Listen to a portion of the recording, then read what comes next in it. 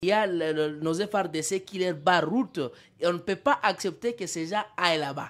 Puisque, attention, on ne se bat pas seulement contre les Rwandais, on se bat contre les Ougandais, on se bat contre les Kenyans, on se bat contre quelques petits Somaliens, on se bat contre certains erguimènes abrutis polonais, quelques voyous français, quelques voyous américains, voyez-vous. Donc, on ne peut pas les laisser aller là-bas. Nous allons normalement sécuriser la zone Kanyabayonga et on n'oublie pas Rubaya, comme je l'ai dit. Ça, c'est une guerre purement économique. Et aujourd'hui, j'ai suivi quelques informations comme quoi ces petits Rwandais aujourd'hui, ils ont du mal de trouver quoi manger puisque c'est au Congo qu'ils s'approvisionnaient. Oui, ils volent nos mines à Rubaya, ils volent notre coltan. Et c'est ce qui est d'abord à la base de la division entre ces blessés de guerre Makenga et son ami cet erguimène Corneille Nanga, voyez-vous. Donc, ils volent nos mines, ça on connaît, mais attention, il y a nos jeunes qui se mobilisent. Aujourd'hui, Rubaya, nos jeunes d'autodéfense, il y a sélection toujours dans les Rubaya.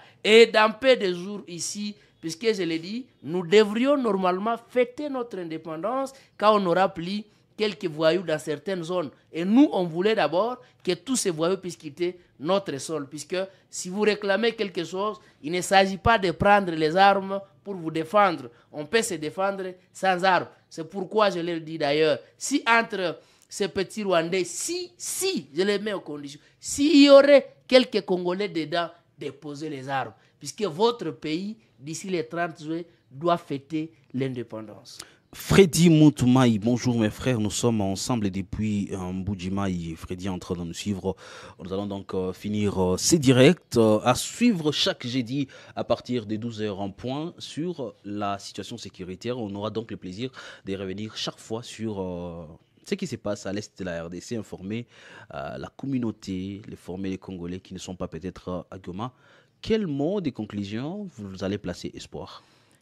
Je vais appeler d'abord notre gouvernement à la prise de la conscience, comme nous, la population, les citoyens lambda, nous avions pris conscience, que nos autorités, sur tous les niveaux, qu'ils puissent aussi prendre conscience. Nous appelons le chef de l'État de bien prioriser les besoins prioritaires de la population, notamment la paix et la sécurité, mais tenez compte des besoins de chaque zone. Comme nous, dans les Grands Kivu, nous voulons la paix et la sécurité. Normalement, il y a aussi d'autres besoins, mais quand même, c'est ce que nous voulons. Mais au stade actuel, nous demandons aux autorités quand même d'alléger quelques taxes sur les produits de première nécessité. Et on n'oublie pas si notre demande, vraiment sur lesquelles nous martelons, nous voulons que la TVA soit d'abord suspendue pour la ville de Goma.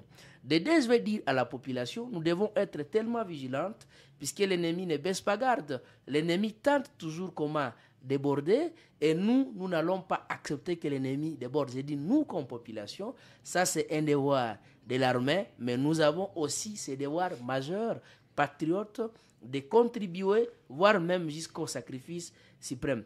Je vais demander toujours à la population, à part être vigilante, nous devons être debout. Acceptons, si c'est notre sang qui va sauver notre République, qu'on le fasse. Je ne vois pas ça sert à quoi de vivre 1000 ans, 40 ans, 10 ans, 20 ans, tant que nos mamans sont violées devant nous. J'appelle à la maudite communauté internationale à la prise de la conscience, puisque nous sommes fatigués. Ces petits Français multinationaux, ces petits Américains multinationaux qui instrumentalisent, qui soutiennent M. Kagame et ses brebis galaises, tout doit cesser. À l'Union, la maudite Union européenne, qui a accepté de donner encore 40 millions aux agresseurs rwandais, nous sommes déjà vigilants. Nous ne sommes plus les Congolais des années 98. Nous sommes les Congolais qui ont déjà pris conscience et qui sont prêts à tout. Mettons-nous tous debout comme un seul homme. J'appelle toujours à nos compatriotes, à l'intérieur comme à l'extérieur, qu'on se mobilise pour assister nos compatriotes déplacés de guerre. Ça sera tout pour cette émission en direct avec Espoir Aspirine que nous avons reçu avec pompe en direct des studios de Kivu Morning Post. Merci beaucoup Espoir. Merci pour l'invitation. Merci donc à toute l'équipe de Kivu Morning Post pour ces temps, pour ces directs que vous allez donc suivre désormais chaque jeudi sur Kivu Morning Post.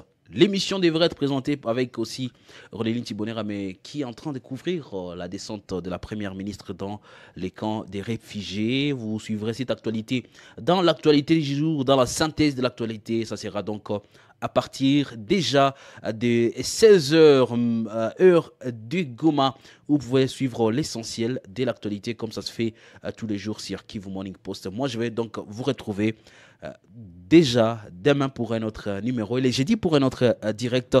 D'ici là, portez-vous bien. Merci.